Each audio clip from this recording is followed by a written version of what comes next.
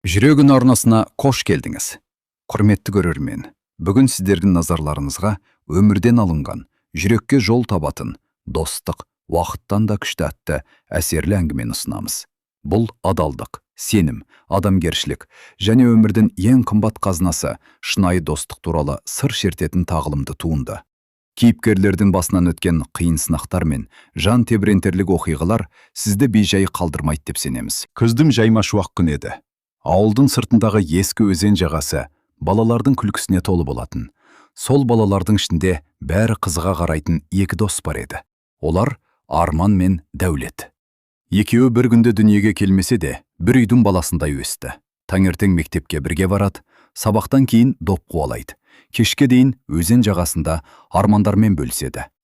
Бір күні үлкен азамат боламыз, дейтін Арман. Қайда жүрсек те дос болып қаламыз деп күлімсірейтін Дәулет. Бір күні екеуі өзен жағасындағы алып талдың түбіне келді. Арман қалтасынан кішкентай бәкісін шығарып, ағаштың қабығына екі әріпті ойып жазды. А плюс Д. Бұл не? Деп сұрады Дәулет. Жылдар өтеді. Біз жан-жаққа кетерміз. Бірақ осы ағаш біздің достығымыздың куәсі болып қалады. Дәулет үнсіз басын изеді. Сосын алақанын досына созды. Ант етейік. Қандай қиындық болса да, бір-бірімізді ешқашан тастамаймыз. Екі бала алақандарын тиістірді. Ант. Олар ол кезде өмірдің адамды қалай өзгертетінін, уақыттың кейбір адамдарды алыстататынын білмейтін. Жылдар сырғып өтті. Мектеп бітті. Арман оқу іздеп қалаға аттанды. Ал Дәулет ауылда қалып, сырқат әкесіне көмектесуді таңдады. Алғашында күн сайын хабарласып тұрды. Кейін аптасына бір рет. Одан соң айына бір-ақ рет. Уақыт өте, телефон қоңыраулары сиреді. Хабарламалар қысқарды. Бір күні мүлде тоқтады. Бірақ ауыл сыртындағы сол ескі талдың қабығында әлі күнге дейін көмескіленіп қалған екі әріп тұр еді. А плюс Д.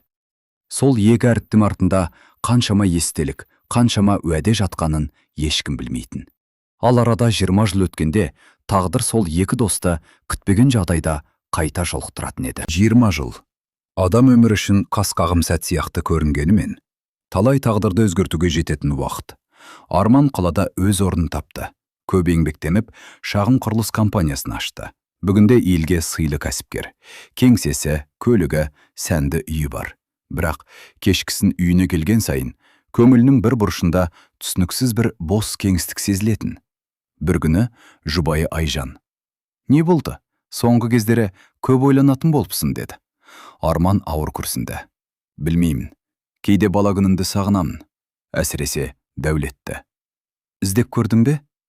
Талай рет. Нөмір өзгерген. Ешкім нақты хабарын айта алмады.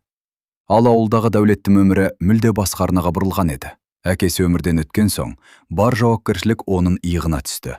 Анасы сырқаттанып қалды.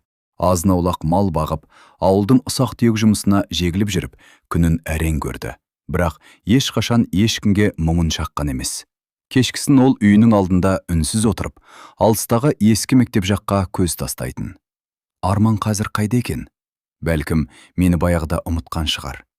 Осы ой жүрегін шаншыса да, досына деген өкпеден гөрі сағынышы басым еді.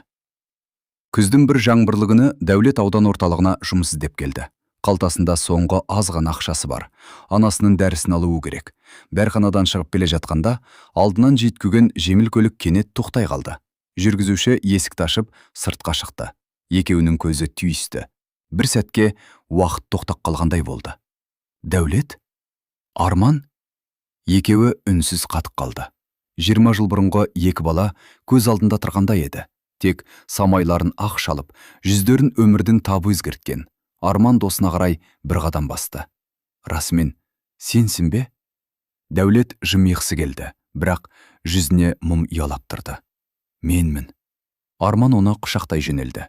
Ал Дәулет сол сәтте өзінің қанша уақыттан бері күткен бауырын таққандай сезінді. Бірақ олардың бұл қуанышы ұзаққа созылмады. Дәулеттің қолындағы дәрі салынған пакет жерге түсіп, ішіндегі қағаздардың бірі Арманның аяғына келіп тоқтады. Арман еңкейіп қағазды көтерді. Қағаздың жоғарғы бұрышында бір ғана сөз көзге оттай басылды. Онкология орталығы. Арманның жүрегі зу ете қалды. Арманның қолы дір ете қалды. Қағаздың жоғарғы жағында онкология орталығы деген жазу анық көрініп тұр. Төменіректе науқастың аты жөні. Сауле Қасымқызы. Бұл кім? Деп жай ғана сұрады Арман. Дәулет үнсіз қағазды қолынан алды. Бір сәт жанарын жерден көтермей тұрды. Анам. Осы бір ғана сөздің салмағы Арманның жүрегіне батты. Ауырма. Дәрігерлер ұзақ ем керек дейді. Дәрілер де арзан емес. Арман досының жүзіне мұқият қарады. Киімнің тозығы жеткені, қолының күнге күйіп жарылғаны, көзінің астындағы ұйқысыз түндердің ізі енді анық байқалды. Неге маған хабарласпадың? Дәулет баяу жымиды. Қандай бетпен хабарласам? Сен өз өміріңді құрдың, мен өз мәселемді саған жүгеткім келмеді. Не айтып тұрсың? Біз дос емеспіз бе? Доспыз, бірақ әр адамның көтеретін өз жүгі болады. Арман үнсіз қалды. Кенет оның есіне бала күндер айтқан анттар түсті. Қандай қиындық болса да, бір-бірімізді тастамаймыз. Ол сол антты өзі бұзғандай сезінді. Жүр, көлікке оты, деді Арман. Жоқ, мен ауылға қайтуым керек. Дәулет, бұл өтініш емес, мен сені жібермеймін. Дәулет алғашында қарсыласқанмен ақыры келісті. Жол бойы екеуі үнсіз отырды. Тек жаңбыр тамшылары көлік терезесін баяу сабалақтырды. Бір кезде Дәулет терезеге қарап отырып, білесің бе, мен саған ешқашан ренжіген жоқпын деді. Арман таңырқай қарады. Керісінше, сенің жетістікке жеткеніңді естіген сайын іштей қуандым. Менің досым екен ғой деп мақтанатынмын. Арманның тамағына өксік тығылды. Ал өзі ше? Ол соңғы жылдары жұмыстың соңында жүріп, ем жақын досын іздеуге де уақыт таппаған еді. Сол сәтте Арман іштей бір шешім қабылдады. Қандай жағдай болса да, Дәулеттің анасын емдетуге көмектеседі. Бірақ дәл осы шешім олардың достығын бұрын соңды болмаған ауыр сынаққа алып келетінін ол әлі білмейтін. Қалаға жеткен соң Арман көлігін үлкен медициналық орталықтың алдына тоқтатты. Жүр, дәрігермен сөйлесейік деді ол. Дәулет басын шайқады. Қажеті жоқ, мен бәрін өзім шешемін. Бұл сенің ғана мәселең емес. Жоқ, Арман. Анам мені ешқашан біреуге қол жайып өмір сүруге үйреткен жоқ. Арман досының иығына қолын қойды. Мен бөтен адам емеспін ғой. Білемін, бірақ достықтың да шегі болады. Арман ауыр күрсінді. Жоқ, Дәулет, нағыз достықтың шегі болмайды. Осы кезде дәрігер шығып, Дәулетті танып қалды. Сізді іздеп жатырмыз. Емді кешіктіруге болмайды. Уақытты жоғалтсақ, жағдай қиындай түседі.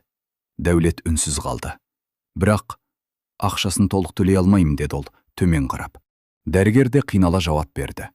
Біз қолдан келгеннің бәрін жасап жатырмыз. Бірақ кейбір дәрілерді міндетті түрде сатып алу керек. Арман ештеңе деместен әкімшілік бөлімге кіріп кетті. Бірнеше минуттан кейін қайта шықты. Бәрі шешілді. Дәулет таңырқай қарады. Не шешілді? Анаңның еміне қажетті қаражат төленді. Дәулеттің жүзі бірден өзгеріп кетті.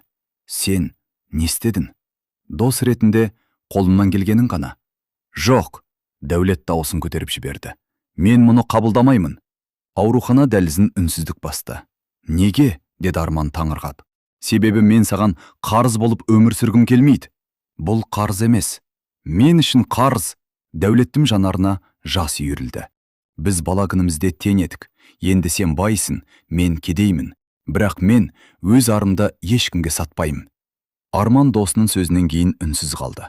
Ол Дәулеттің ақшадан емес, намыстан қиналып тұрғанын түсінді. Сол сәтте аурухана есігі ашылып, медбике асыға жүгіріп шықты. Дәулет, тез келіңізші. Не болды? Анаңыздың жағдайы кенеттен нашарлап кетті. Дәулет ештеңеге қарамай бөлімшеге қарай жүгірді. Арман да соңынан ілесті. Екеуі палата есігіне жеткенде, дәрігердің жүзінен жағдайдың өте ауыр екенін бірден аңғарды. Палата іші тым-тырс еді. Тек жүрек соғысын бақылап тұрған аппараттан бір қалыпты дыбысы ғана естіледі. Дәулет анасының қасына келіп, қолынан ұстай берді. Анашым, мен келдім. Сәуле апай көзін баяу ашты. Әлтіреген жанары алдымен ұлына, кейін Арманға түсті. Бір сәт үнсіз жымиды. Арман, сен бе қарағым? Иә апа, менмін. Бала кезіндегідей жүзің өзгермепті. Арманның көзіне жас келді. Бұл кісі кезінде өзіне де бауырсақ пісіріп, екі балам деп еркелететін. Сәуле апай әлсіз дауыспен: сендерді қайта көрем деп ойламадым деді. Дәулет анасының қолын қыса түсті. Анашым, бәрі жақсы болады. Дәрігерлер емдейді. Сәуле апай басын ақырым шайқады. Балам, Өмірде бәрі Алланың қалауымен болады. Бірнеше секунд үнсіздік орнады. Сосын ол Арманға бұрылды. Балам, Дәулет өте намысшыл. Кейде сол мінезі өзіне ауыр тиеді.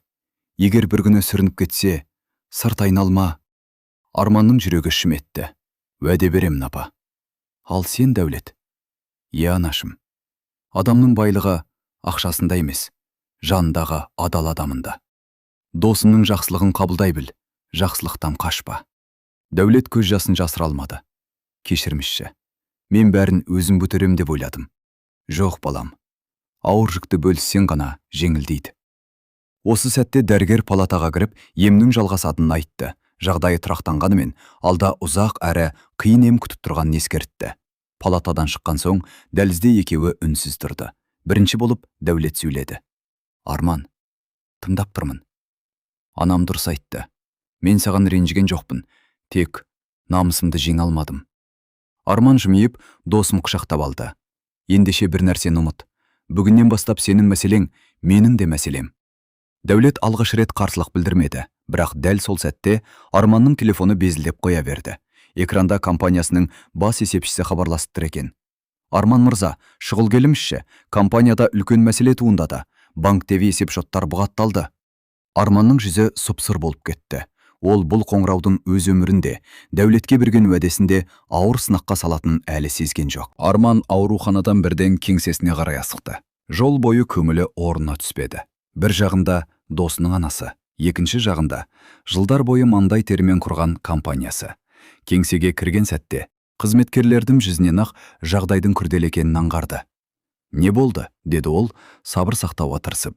Бас есепші алдындағы құжаттарды ұсынды.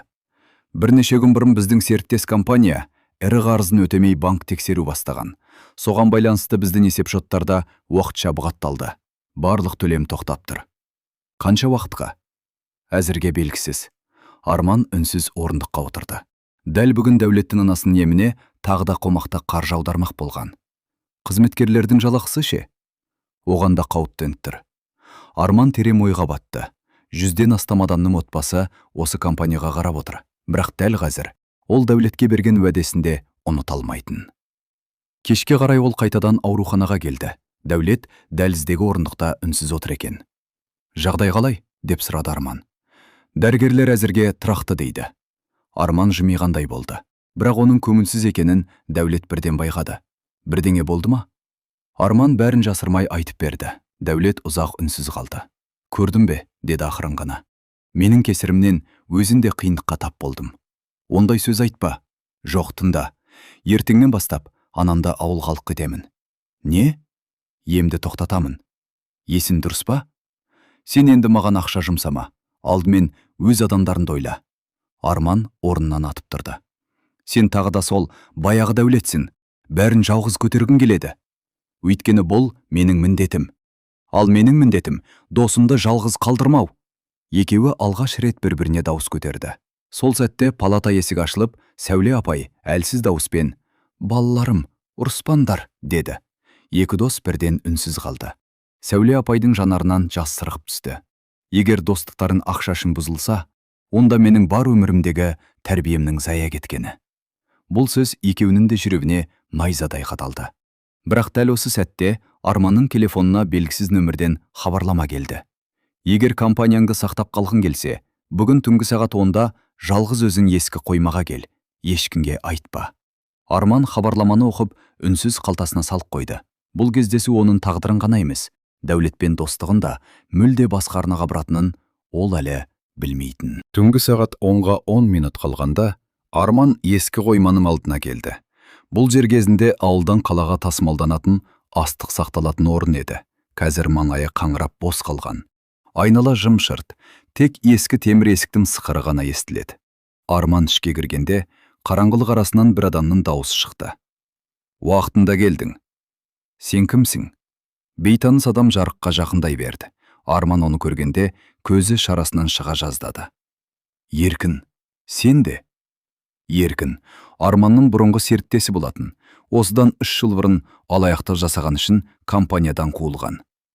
Таңғалған түрің қызып екен, деп мысқылдай күлді Еркін. Саған не керек? Сенің компанияң. Арман үнсіз тыңдап тұрды. Банктегі мәселелердің бәрі кездейсоқ емес, деді еркін. Менің адамдарым сенің ең ірі серіктестеріңді кері қайтарды. Енді сенің бір ғана жолың бар. Қандай жол? Компанияңды маған өткізесің. Сонда барлық мәселе бір күнде шешіледі. Арман ашуға булықты. Мен өмір бойы жинаған еңбегімді саған бере салам деп ойлайсың ба? Олай етпесең, ертең қызметкерлерің жалақысыз қалады. Банктер сотқа береді. Сен бәрінен айырыласың. Бір сәт үнсіздік орнады. Еркін соңғы сөзін баяу айтты. Оның үстіне сенің ауылдағы досының анасына қымбат ем керек екенін де білемін. Арман селк ете түсті. Дәулетке тиіспе. Онда дұрыс шешім қабылда. Еркін бұрылып кетіп бара жатып, саған ертең кешке дейін уақыт беремін деді. Арман қоймадан ауыр оймен шықты. Ол көлігіне отырса да оталдыра алмады. Компанияны сақтаймын ба, әлде адамдарымды ма? Дәулетке берген уәдемше? Осы ойлар жанын жегідей жеді. Ал дәл сол уақытта ауруханада Дәулет анасының жанында отырған. Сәуле апай ұлының қолын ұстап, балам, Арманның жанарында бір уайым бар. Бүгін мен оны анық көрдім. Иә анашым, бірақ ол ештеңе айтпайды. Ендеше сен сұра. Кейде досының ауыртпалығын бөлісу, оған көмектесудің ең үлкен жолы. Дәулет ойланып қалды. Ол осы уақытқа дейін тек өзінің қайғысын ойлап келгенін енді түсінді. Бірақ ертең таңертең Арманды іздеп барғанда, оны бұрынғыдай күлімдеп қарсы алмайтынын ол әлі білмейтін. Таң ата салысымен Дәулет ауруханадан шығып, Арманның кеңсесіне бет алды. Көңілі мазасыз. Анасының сөзі құлағынан кетпей қойды. Нағыз дос қуанышты ғана емес, қайғыны да бірге көтереді. Кеңсеге кіргенде бұрынғыдай қарбалас жоқ еді. Қызметкерлердің жүзін уайым басқан. Арман аға кабинетінде ме? Деп сұрады Дәулет. Хатшы қыз ауыр күрсінді. Иә, бірақ бүгін ешкімді қабылдамаймын деді. Дәулет есікті ақырын қақты. Кіріңіз. Кабинетке енгенде Арман терезеге қарап тұр екен. Бір түннің ішінде жүзі жүдеп, көзі қызарып кетіпті. Арман бұрылып күлімсіреуге тырысты. Келдің бе? Апа қалай? Жағдайы бір қалыпты. Бірақ мен сені сұрауға келдім. Мені ме? Иә. Сен менен бір нәрсені жасырып жүрсің. Арман үнсіз қалды. Кеше кештен бері мазасызсың. Көзінде иықтамаған адамдық сияқты. Не болды? Бірнеше секунд өткен соң Арман бәрін айтып берді. Ескі қоймадағы кездесуді де, еркіннің қорқытқанын да жасырмады. Әңгіме аяқталғанда бөлме ішін үнсіздік басты. Дәулет орнынан баяу тұрды. Енді түсіндім. Нені? Сен неге маған көмектесуге сонша асыққаныңда? Ал мен сені кері итердім. Ондайды айтпа. Жоқ, енді менің кезегім. Арман тамырқай қарады. Мен ауылға қайтамын. Азын-аулақ жерім бар, малым бар. Қажет болса бәрін сатамын. Анамның емінде өзім жалғастырамын. Ал сен компаниямды сақтап қал. Дәулет, мен бұған келіспеймін. Сен мен үшін бәріне дайын болдың.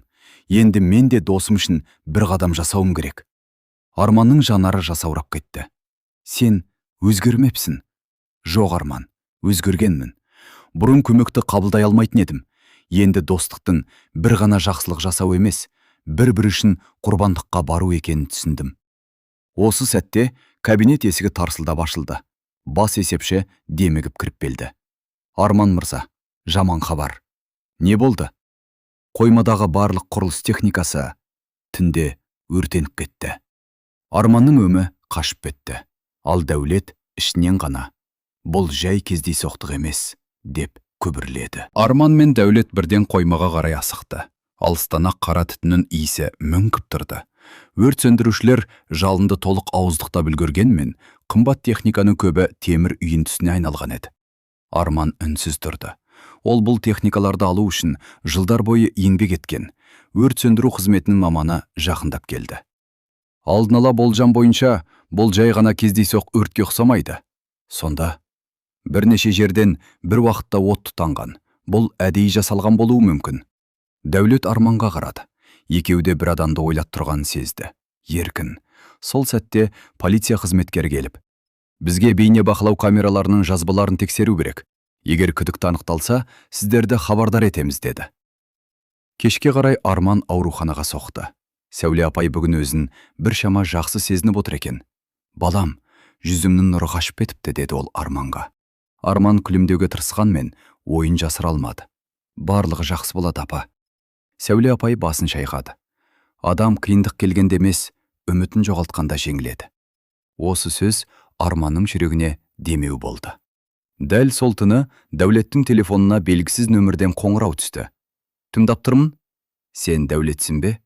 Иә? Егер досың аман болсын десен, оны Еркіннің ісіне араластырма. Әйтпесе, келесі өртенетін қойма емес. Қоңырау аяқ астынан үзіліп қалды. Дәулеттің жүрегі тарс-тұрс соқты. Ол бұл әңгімені Арманға айту керек пе жоқ па деп ұзақ ойланды. Бірақ үндемей қалса, досына қауіп төнуі мүмкін еді.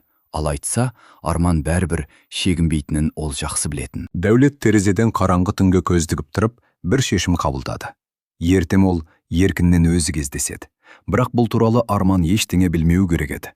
Таң әлі толық ата қоймаған, аурухана дәлізінде тыныштық орнаған. Сәуле апай ұйықтап жатқанда, Дәулет үнсіз ғана сыртқа шықты. Телефонын қолына алып, кеше қоңырау шалған нөмірге хабарласты. Мен келсемін, кездесеміз. Арғы жақтан салқын дауыс естілді. Жалғыз кел, Арманда бұл туралы білмесін. Жарайды. Қоңырау үзілісімен Дәулет терең дем алды. Кешір досым, бірақ бұл жолда өзім жүруім керек, деді ішінен. Қала шетіндегі ескі жанармай бекетінде қара түсті жол талғамайтын көлік күтіп тұр екен. Дәулет жақындай бергенде есік ашылып, Еркін сыртқа шықты. Батыл екенсің, деді ол мысқылдап. Арманды бұл іске араластырма. Демек, досым үшін бәріне дайынсың. Айтатын сөзіңді айт. Еркін бір қадам жақындады. Маған Арман емес, оның компаниясы керек. Ал сен оған кедергі болып тұрсың. Мен де? Иә, ол сені де, ананды да ойлап, ешқандай шешім қабылдай алмай жүр. Дәулет ашуын әрең тежеді. Егер бізді жайымызға қалдырсан, саған ешкім тиіспейді. Еркін күліп жіберді. Бұл өмірде бәрі саудамен шешіледі, Дәулет. Ал достық ше? Еркіннің жүзі бірден суып кетті. Достық па? Мен оған баяғыда сенуді қойғанмын. Осы сәтте Дәулет оның көзінен өкініштің табын байқап қалды. Бірақ Еркін оны бірден жасыр білгөрді. Арманға айт, бүгін кешке дейін келісімге қол қоймаса, келесі соққы бұдан да ауыр болады.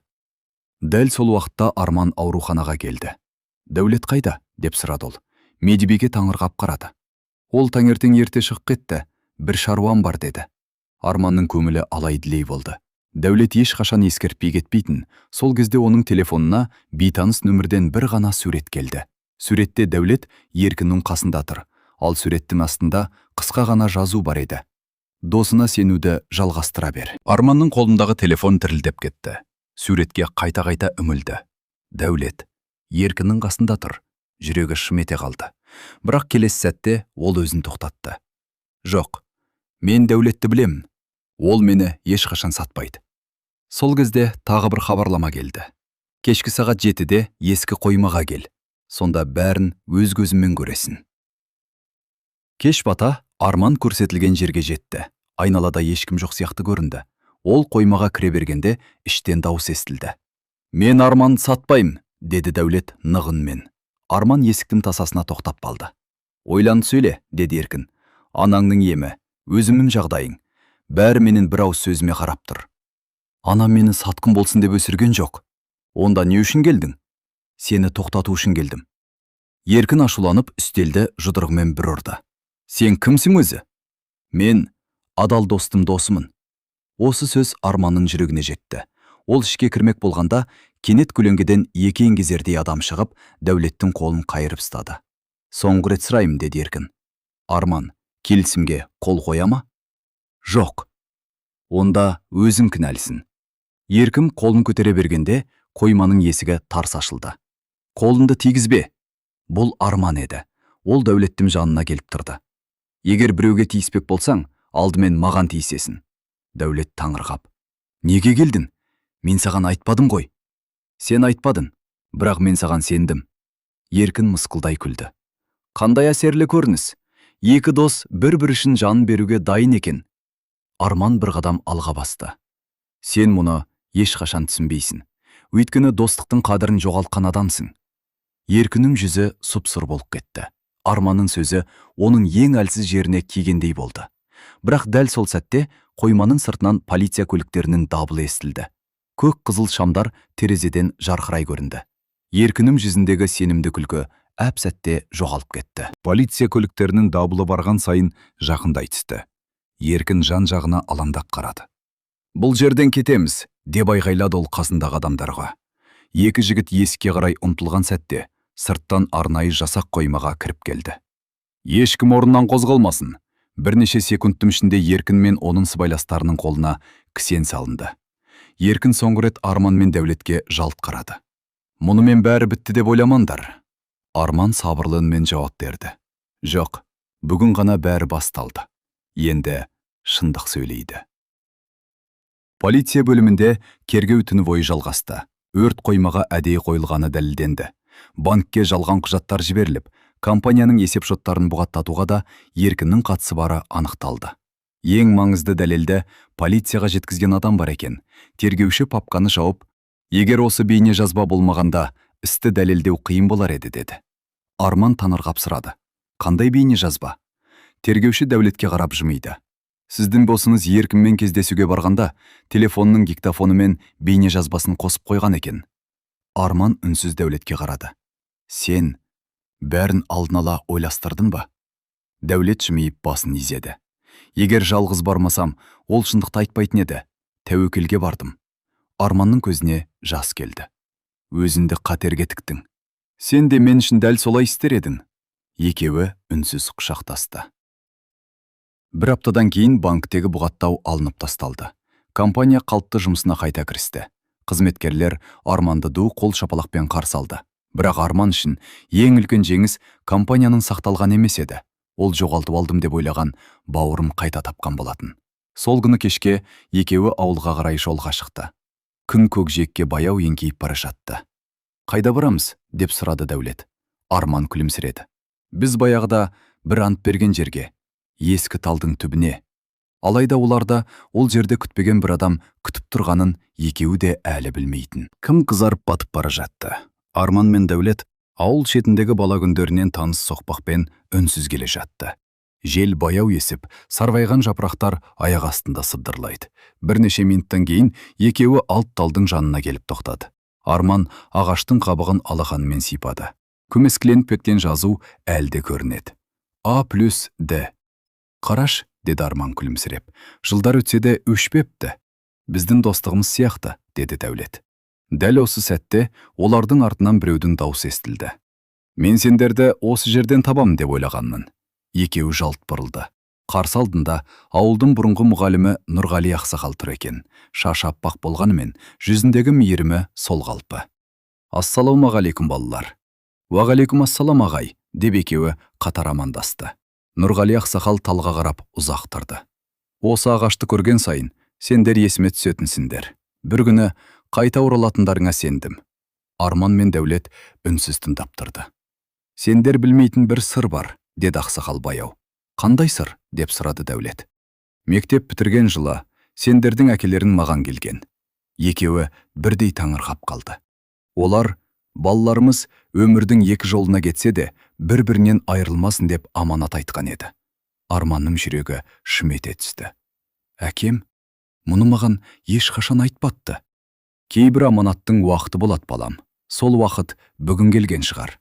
Ақсақал қалтасынан сарғайған ескі конверт шығарды. Мұны көп жылдан бері сақтап жүрмін. Конверттің сыртында екі ақ сөз жазылыпты. Арман мен Дәулетке. Бұл хатты сендердің әкелерін бірге жазған. Балаларымыз шынайы достықтың қадірін түсінетін күн туса, сонда ғана беріңіз деген еді. Арманның қолы дірілдеп конвертті алды. Екеуі үнсіз бір-біріне қарады. Жылдар бойы сақталған бұл хаттың ішінде не жазылғанын білмейтін, бірақ екеуі де сол хат олардың өмірін тағы бір рет өзгертетінін жүректерімен сезді. Арман конвертті екі қолмен ұстап баяу ашты. Сарғайған қағаздан ескі сияның иісі аңқып тұрды. Дәулет екеуі қатар тұрып, хатты оқи бастады. Қымбатты балаларымыз, Арман мен Дәулет. Егер осы хат қолдарына тисе, демек біз сендерге айта алмаған сөзімізді тағдырдың өзі жеткізген екен. Біз жастық шағымызда айырылмас дос болдық. Қуанышты да, қайғыны да бірге көтердік. Біріміз сүрінсек, екіншіміз сүйедік. Сол достықтың арқасында талай қиындықтан аман еттік. Біз сендердің де дәл солай өскендерінді көріп қуандық. Бірақ өмірде уақыт, жұмыс, байлық, атақ деген дүниелер адамды бір-бірінен алыстатып жібереді. Егер сондай күн туса, бір-бірінді жоғалтпаңдар. Адал дос туған бауырдан кем болмайды. Бір күні арларына түсініспеушілік түссе, кімнің дұрыс, кімнің бұрыс екенін іздемеңдер. Алдымен достықты сақтаңдар. Өйткені реніштің емі табылады, ал жоғалған достық қайта оралмауы мүмкін. Біз сендермен мақтанамыз. Адам болып өсіңдер, бір-бірлеріне қорған болыңдар. Бұл біздің сендерге қалдырған ең үлкен аманатымыз. Хаттың соңында екі адамның қолтаңбасы тұр еді. Арманның әкесі Серік, Дәулеттің әкесі Қасым. Дәулеттің көзінен еріксіз жас томалап түсті. Әкемнің қолтаңбасын қайта көрем деп ойламаппын. Арман да үнсіз көз жасын сүртті. Нұрғали ақсақал олардың жанына келіп: әкелерің сендерді көріп тұрғандай сезінемін. Бүгін олардың аманаты орындалды деді. Осы сәтте Арман Дәулетке қолын созды. Бұдан бұлай бізді ешқандай уақыт, ешқандай қиындық ажырата алмайды. Дәулет досының қолын қыса ұстап: бұл жолы антты тек сөзбен емес, өмірімізбен дәлелдейміз. Екеуі ескі талдың түбінде үнсіз тұрды. Күннің соңғы шапағы ағаш қабығындағы баяғы жазуды алтын түске бояп тұрды. А+Д. Сол сәтте Арманның телефоны шыр ете қалды. Хабарласқан дәрігер еді. Арман мырза, қуанышты жаңалығыңыз бар. Сәуле апайдың бүгінгі тексеру нәтижелері күткеннен әлдеқайда жақсы шықты. Арман мен Дәулет бір-біріне қуана қарады, бірақ дәрігер сөзін аяқтамады. Дегенмен, сіздер тезірек ауруханаға келіңіздер. Айтатын маңызды жаңалығымыз бар. Арман мен Дәулет ауруханаға асыға жетті. Екеуінің де жүрегі алып ұшып тұр. Дәрігердің телефондағы дауысы қуанышты болғанмен, соңғы сөзі көңілдеріне күдік ұялатқан еді. Дәрігер оларды кабинетіне шақырды. Алдымен жақсы жаңалықтан бастайын, деді ол күлімсіреп. Сәуле апайдың ағзасы емге өте жақсы жауап беріп жатыр. Соңғы сараптамалардағы нәтижесі біз күткеннен әлдеқайда жақсы. Дәулет орнынан атып тұрды. Сонда анам жазылып кете ме? Үміт өте жоғары, бірақ емді соңына дейін жалғастыру керек. Дәулет көз жасын тыя алмады. Аллаға шүкір. Арманда терең дем алып, иығынан ауыр жүк түскендей болды. Бірақ дәрігердің жүзі қайтадан байсалдана қалды. Енді екінші мәселе бар. Екеуі бірден елең етті. Ем ұзақ уақытқа созылады. Осы аралықта Сәуле апайға тұрақты күтім қажет. Жалғыз адамның мұны атқаруы қиын болады. Дәулет еш ойланбастан: мен жұмысымды қоямын, анамның қасында боламын. Арман бірден қарсы шықты: жоқ, онда сен табыссыз қаласың. Ақша табылады, ана табылмайды. Арман үндемей қалды. Дәл осы кезде палата есігі ашылып, Сәуле апайдың өзі шығып келді. Балаларым, мен сендердің әңгімелерінде естіп қойдым. Екеуі ыңғайсызданып қалды. Сәуле апай екеуіне кезек қарап шықты. Мен сендердің өмірлеріңе кедергі болғым келмейді. Анашым, ондай сөз айтпаңыз, деді Дәулет. Кінда балам, сенің де өмір сүретін өз өмірің бар. Ал Арманның мойнында қаншама адамның наны тұр. Ол бір сәт үнсіз қалды да, жымиып: менің бір ғана өтінішім бар. Айтыңыз апа, деді Арман. Екеуін ешқашан айырылыспаңдар. Мен сендерді бала күнімнен бірге өскендеріңді көрдім. Қазір қарасам, туған бауырдан артық екенсіңдер. Арман мен Дәулет үнсіз бастарын изеді. Сол сәтте палатаға медбике асығыс кірді. Дәулет мырза, сізді бір кісі іздеп келді. Кім екен? Өзін нотариуспын деп таныстырды. Әкеңізге қатысты маңызды құжат алып келдім, деді. Дәулет антан болып Арманға қарады. Әкесі өмірден өткеніне көп жыл болған. Енді оның атынан қандай құжат келуі мүмкін? Екеуі дәлізге қарай асыға шықты. Нотариустың қолындағы ескі былғары папкада олардың тағдырын тағы бір рет өзгертетін құпия сақтаулы еді. Нотариус папканы үстелге жайлап қойды. Дәулет Қасымұлы, бұл құжаттарды әкем осыдан 20 жыл бұрын маған аманаттап кеткен. Ұлым өмірдің ең ауыр сынағына тап болғанда ғана беріңіз деген еді. Дәулеттің жүрегі шым ете қалды. Әкем, мен үшін осындай аманат қалдырған ба? Иә балам. Ол сарғайған конвертті қолыма алды. Конверттің сыртында таныс қолтаңбамен ұлыма деген бір-ақ сөз жазылыпты. Дәулет хатты ашып оқи бастады. Балам, Егер осы хатты оқып отырсаң, демек мен сенің жанында жоқпын. Бірақ әр әке баласының жүрегінде өмір сүреді. Өмір сені талай сынайды. Кейде жоқшылықпен, кейде жалғыздықпен, кейде адамдардың опасыздығымен. Бірақ ешқашан жүрегіңдегі мейірімді жоғалтпа. Ең бастысы, арманнан айырылма. Оның әкесі Серік маған бір емес, бірнеше рет сүйеу болды. Біз бір-бірімізге, балаларымыз біздің достығымызды жалғастырсын деп серт бергенбіз. Арман үнсіз көзін төмен салды. Дәулет хаттың соңғы жолдарын оқығанда дауысы дірілдеп кетті. Егер бір күні басыңа іс түссе, досымның қолын қайтарма. Өйткені қол созу әлсіздіктің емес, достықтың белгісі. Дәулет хатты кеудесіне қысып, көз жасына ерік берді. Мен әкемнің осы сөзін кеш түсініппін. Арман оның иығына қолын қойды. Ештеңе емес досым, ең бастысы, енді түсіндің. Нотариус папкадан тағы бір құжат шығарды. Бұл Қасым ағаның соңғы өтініші. Құжатта былай жазылған еді. Егер ұлым бір күні қиналып қалса, ауыл шетіндегі ескі үйдің қоймасындағы сандықты ашсын. Ол жерде ақша жоқ, бірақ өмір бойы жететін байлық бар. Дәулет тамыр қапқылды. Сандық? Иә, оның кілтінде маған қалдырған. Нотариус қалтасынан ескі темір кілтті шығарып, Дәулеттің алақанына салды. Енді ол сенің аманатың. Арман мен Дәулет бір-біріне үнсіз қарады. Ескі сандықта не болуы мүмкін? Әкесі оны неге сонша жыл құпия сақтады? Осы сәтте Сәуле апай жымиып, барындар балалар, кейбір сұрақтың жауабын кек өткеннен табасындар деді. Екеуі кілтке қарап тұрды. Бұл кішкентай ғана темір кілт олардың өміріндегі ең үлкен құпияның есігін ашқалы тұрған еді. Келесі күні таңертең Арман мен Дәулет ауылдың шетіндегі ескі үйге келді. Бұл Дәулеттің балалық шағы өткен қара шаңырақ еді. Есіктің алдына шыққанда Дәулет бір сәт үнсіз қалды. Осы аулада әкем екеуміз талай еңбек еттік, деді ол баяу. Арман досының иығына қолын қойды. Жүр, әкеңнің аманатын бірге орындайық. Екеуі үйдің есігін ашты. Іштен ескі ағаштың кепкен жусанның иісі аңқып тұр. Барлығы баяғы қалпында сақталған. Қабырғада Қасым ақсақалдың домбырасы ілулі тұр екен. Дәулет домбыраны қолына алып, үнсіз маңдайына тигізді. Әкем осы домбырамен ән айтатын. Сосын екеуі қоймаға қарай беттеді. Қойманың бұрышында шаң басқан үлкен сандық тұр екен. Жылдар бойы ешкім ашпағаны көрініп тұр. Дәулет нотариус берген ескі кілтті алып құлыпқа салды. Кілт алғашында бұрылмай қойды. Арман екеуі абайлап қозғағанда сырт құлып ашылды. Дәулеттің жүрегі кеудесіне сыймай кетті. Сандықтың қақпағын жайлап көтерді. Ішінен алтын да ақша да шықпады. Бірақ оның орнына мұқият бүктелген ондаған хат, ескі фотоальбом, бірнеше медаль және күнерген күнделік жатты. Дәулет күнделікті қолын алды. Алғашқы бетінде Қасым ақсақалдың жазуы тұр екен.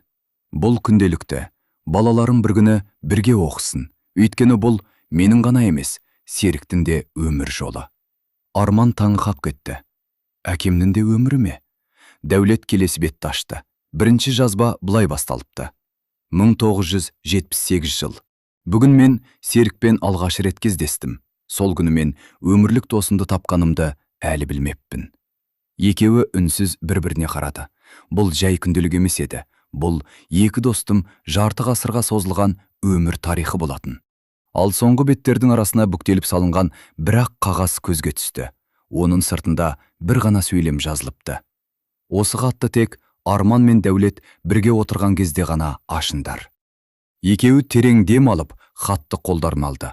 Олар бұл хаттың ішінде өздерінің ғана емес, екі әулеттің тағдырын өзгертетін ақиқат жатқанын әлі білмейтін еді. Арман мен Дәулет бір-біріне қарап, хатты ақырын ашты. Қағаздың әр жолы уақыттың табын сақтап қалғандай сарғайып кеткен. Хаттың басында екі адамның қолтаңбасы тұр екен. Серік пен Қасым. Арман дауыстап оқи бастады. Қымбатты балаларымыз, егер осы хатты бірге оқып отырсандар, демек біз армандаған күн туған екен. Біз сендерге үйде, байлықта қалдыра алмауымыз мүмкін. Бірақ сендерге одан да қымбат мұра қалдырдық. Ол адал достық. Өмір сендерді әртүрлі жолға салады. Бірің бай боларсың, бірің қарапайым өмір сүрерсің. Бірақ адамның байлығы қалтасымен емес, қасындағы адаммен өлшенеді. Егер бірім сүрінсең, екіншің сүйе. Егер бірім жыласаң, екіншің жұбат. Сонда ғана біздің өміріміз зая өтпегені. Біз бұл дүниеден кеткен соң адамдар біздің атымызды ұмытар. Бірақ сендердің достықтарың сақталса, біздің рухымыз мәңгі жасайды. Бір өтінішіміз бар. Ауылдағы балалар білім алып, армандарына жетсін. Егер шамаларың келсе, біздің атымыздан бір игі іс жасаңдар. Сонда біз үшін оқылған ең үлкен дұға сол болады. Бір-бірімен айырылмаңдар. Әкелерің Серік пен Қасым. Хатты оқып болғанда екеуі де үнсіз қалды. Сыртта самал жел есіп тұр. Бала күндері ант берген алып талдым жапырақтары баяу сыбдырлайды. Арман орнынан тұрып, Дәулет, әкелеріміздің аманатын орындайық. Қалай? Осы ауылда балаларға арналған кітапхана мен шығармашылық орталығын ашайық. Әкелеріміздің аты берілсін. Дәулет қуана келісті. Онда ешбір бала арманынан бас тартпасын. Арада бір жыл өтті. Ауылдың ортасында жаңа ғимарат бой көтерді. Есігінің маңдайшасында алтын әріптермен Серік Қасым атындағы достық орталығы деп жазылды. Ашылу салтанатына бүкіл ауыл жиналды. Сәуле апай да келді. Денсаулығы түзеліп, жүзінен нұр төгіліп тұр. Нұрғали ақсақал сөз алып: Үй салғанның қолы қалады, ағаш еккеннің ізі қалады. Ал адал достық қалдырған адамның аты жүректерде мәңгі қалады деді. Жиналған жұрт ұзақ қол соқты. Сол кеште Арман мен Дәулет тағы да баяғы ескі талдың түбіне келді. Ағаш қабығындағы көмескі жазу әлі де сақталыпты. А+Д. Арман күлімсіреп: Бала кездегі антымыз есінде ме? Әр сөз есінде, деді Дәулет. Екеуі үнсіз қол алысты. Бұл жолы ешқандай ант айтылған жоқ. Өйткені шынайы достыққа енді сөздің қажеті жоқ еді. Алыстан балалардың шат күлкісі естілді. Сол күлкінің арасында Серік пен Қасымның арманы орындалғандай сезілді. Өмір адамға байлықты да, сынақты да береді. Бірақ бәрінен қымбат бір сый бар. Ол қиын күнде қасынан табылатын адал дос. Достық уақыттан да күшті. Достық мәңгілік мұра. Құрметті көрермен, әңгімеміз көңілімізден шығып, жүрегімізге жылу сыйласа, арнамызға жазылып, бейнеге лайк басып, өз пікіріңізбен бөлісуді ұмытпаңыз. Сіздің қолдауыңыз бізге жаңа әсерлі хикаяларды ұсынуға шабыт береді. Жүрек үні арнасымен бірге болыңыз. Жақсылық пен шынайы достық әрдайым жандарыңыздан табылсын.